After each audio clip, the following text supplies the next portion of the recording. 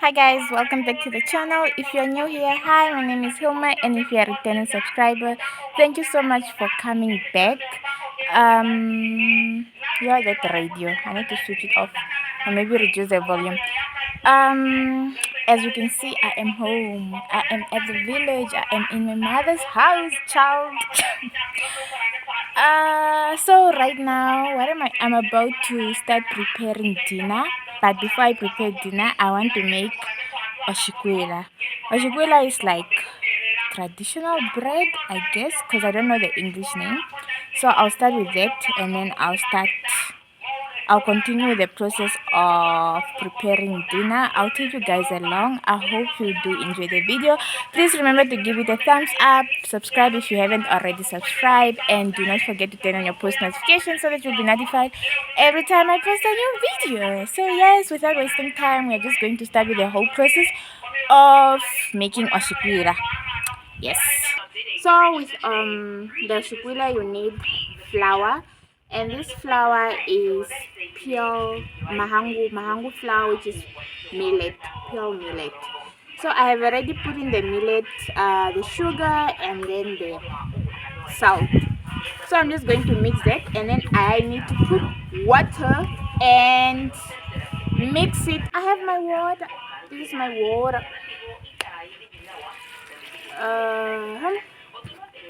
Yeah, but the water is hot. And then you mix, and you must make sure that you mix. I always mix with my hands. Just make sure that your hands are clean, and then you just mix. Yeah. And I have actually put in, it's not really hot water, it's warm water, because this flour is not nice. The traditional bread is actually nice if you do it with flour which is freshly pounded. Yeah, freshly pounded. This one was the flour, the mahangu was grinded. It was grinded with the machine. That's why it's not really going to be tasty.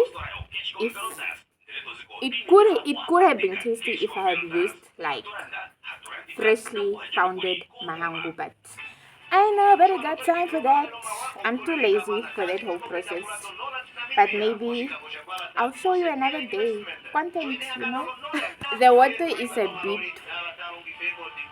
warm. It's hot actually. So I'm going to put in cold water so that I don't burn myself. And then mix. And just mix and mix. But it shouldn't be too hard like what now. It shouldn't be too hard like the way you mix chapati. It shouldn't be like that. It should be like watery, but not too much watery. You understand? So yeah, it was too watery. I added a bit of mahangu. Now the mixture is better. Like this, it's okay. It's fine. Then I just have to mix a bit. And then after this, I need to put, because I'm putting it in oil. Yeah, but my mother is coming to scold me. But when she's coming to scold, I'm already done cooking, because the cooking oil is always done. When she comes and scolds me saying the oil is finished, me, I'm already done cooking. And we are all going to eat anyways. So yeah, this is done. This is done. Now we are going to start with the preparation process. So I'm actually supposed to cover my hair because of the smoke, but oil need to be hot. Now you see smoke is coming out. I think the oil is hot, so I'm going to pour in the Oshikwiila. Yes. Yep. Yep. And then remove whatever is remaining. Put it, whatever is remaining, I need to put it in. I need to cover the pot, like the upper part, with fire or wood, or what should I say now? Okay, let me just show you, because English is really not my strong point. Let me not tell you guys lies. This is what I was talking about. Like, this is the pot where the Oshikwiila is, and then this one upper, it's going to cook the upper part of the Oshikwiila. So now I need to light up the firewood so that it begins cooking. This is what I was talking about, because I don't want to turn the Oshikwiila. We are going to cook the upper part this way.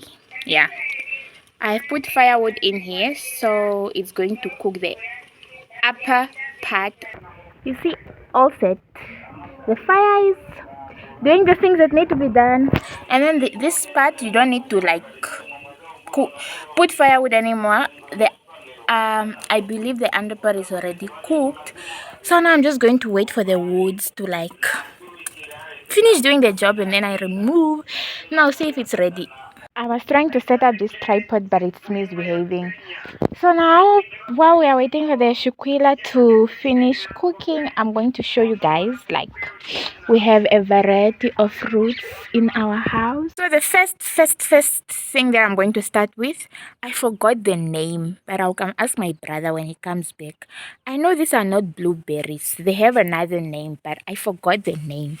I'll insert these ones. This one is actually ripe. I can eat it. Yeah. We have these three of these fruits. I hope it's focused. Yeah, this, I don't know what is it called, but I forgot the name. But I'll definitely ask my brother the name, and then yeah, you see these ones. I'll just put the name on the screen. And the other thing that, and then the next thing that we have mangoes. We have two mangoes, right? But this is the one that bear fruits. And then this small one here that is still growing, but this one is the one that bear fruits. We have chili here, which is already, some are ready, some are still getting ripe, and yeah. The tree that we have here, oh, the chickens, don't mind the chickens. Just listen to me, I hope you can hear me. This tree is, this is an orange tree. Here on Damana Kamwe, but now I can't see it. But this is an orange tree that has never ever beared fruit, and it's now big. But recently I have seen Kamwe, but now I can't see it. So yeah, this is another tree that we have in our house. This side we have, okay, now where do I start? Okay, I'm going to start here. This way we have this is a pomegranate tree. But please, my fellow Vambus, tell me why you call this tree Adam and Eve. No, like, tell me why you call these fruits Adam and Eve. Vambus call it Adam and Eve. Like, when we were growing up, people will be lying to us. Apparently, this is a tree that Adam and Eve were forbidden from eating in the Garden of Eden. So that's the background story. But I do not believe them. It's a lie. That's now Vambus, they just call this Adam and Eve. But the English name is pomegranate. Yes. And this fruit is, but it's not ripe. Yeah, the fruits are not ripe. But this fruit is recommended. Even doctors recommend it to patients with high blood pressure. Yeah, but I can't take any fruit from here because all the fruits are not ripe. And then over here we have the guava, which I love so much. This guava tree name, it's the sweetest. We have two guava trees, by the way, in our house, but I love this one because it's sweet. It's very sweet. But now I can't even see any ripe guavas. They are not ripe guava, and it's still, like, you see, these are the flowers. It's not done bearing fruits yet, and these are the small ones which have started growing, and then we have these, like, the big ones now. But I just wish I could find even one ripe. But you hardly, I think this one is soft. I'll remove this one. You see? And this is organic, so it doesn't have any chemicals. It's organic. It's so tasty. This is the only mango tree. Not mango, guava tree. Oh, there's this one. There's this one. There's this one. Yes, I have two. This is a guava tree, which is the sweetest. It's very sweet, and I love it so much. We have another mango. Why am I saying mango? We have another guava tree, which I'll show in a few. But that one is not really sweet. But this one, it's sweet. And then the other one we have, this is avocado. We have an avocado here, which didn't start bearing fruits yet. But there is an avocado.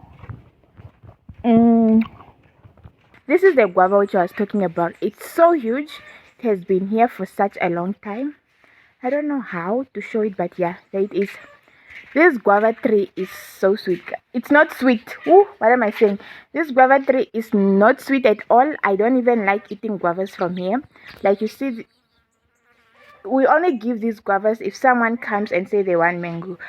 Why am I saying if someone comes to our house and say they want guavas, we just give? Because honestly, as you can see, the things are just becoming rotten even because no one eats it. Oh yeah, these are some of my brother's plants that he planted. Like these ones are lemons that he needs to transplant. These ones are lemons. Yeah. And by the way, if you are in Namibia and you need any kind of plant from any part of Namibia and you need any kind of plants, my brother is the plug. If you want him to set up a garden for you, he is the plug. If you want him to come transplant or plant trees for you, just call him. I'll put his number in the description box. And this is mint. This is mint. Let me just smell to make sure. Yes, it's mint. Ooh, it smells so nice. This is mint. But he plants all kind of plants, fruit plants, shade plants, all kind of plants. And he has a stall in Oshakati Open Market. One day I'll go show you all the kind of plants he sells, and the plants are very, very, very affordable. So if you need any plant, he is the plug. He will plug you with any kind of plants. You just need to give him a call. I'll put the number in the description box. And if you want him to set up a garden for you, he is the plug. He is very good. He's very passionate about he's very passionate about what he does. And here we have, what is this? Watermelon. And then here we have a lemon tree. It's having so many lemons which are not yet ripe. Yeah. So many lemons. The second last thing that we have pawpaw. A papaya. And this one has also started bearing fruits, as you can see. We have two pawpaw trees here.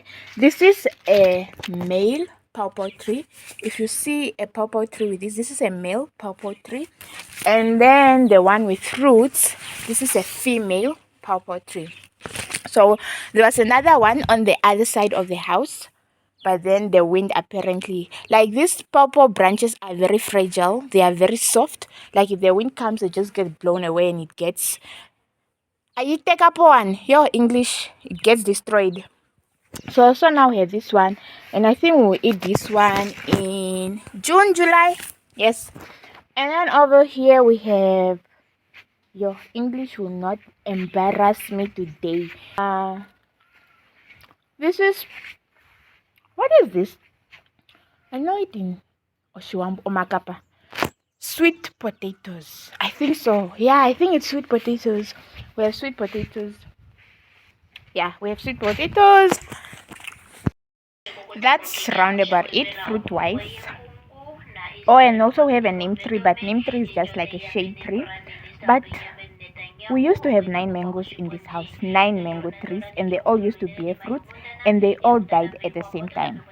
Now, in my culture, there's a myth that they believe, I don't know if it's true, but somehow now I think it's true, because like if someone from outside come and, my mom would always say, if someone from outside come and start like taking fruits from the tree, like from the mango tree, the fruits will start dying one by one. And that's what happened. So what happened was, people from outside will come and they'll say, no, we want mangoes, and they'll just go on the tree and then take themselves without us at least giving them, they just go and like plug the mangoes.